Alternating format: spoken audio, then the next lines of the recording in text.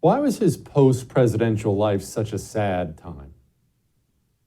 I think for Teddy, he had to be in the arena, to use one of his phrases. He also very much wanted to be in the presidency longer. He was an accidental president. When he became vice president under McKinley, people congratulated him, and he said, "Don't congratulate me. This is where my political career goes to die." Then shortly thereafter, McKinley succumbs to his wounds, and Teddy Roosevelt's president, launched into the presidency, and did an incredible job. Then ran for office and won in a very large landslide.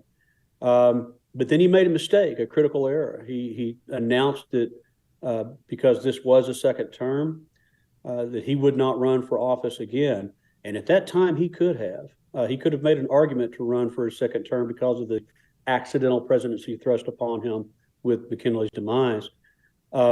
So afterwards, to get more pointed to your question, when he left the presidency, he went on a safari hunt. Again, he escaped and went to Africa.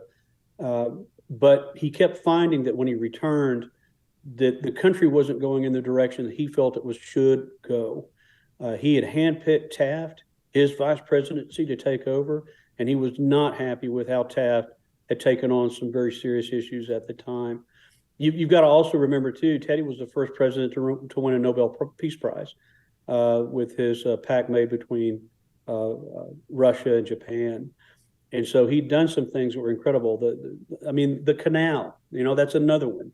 Just the fact that the Panama Canal was taken over and created, although with imperialistic moves by Teddy, he had created some incredible things for his country and pushed them into a modern era, a progressive era.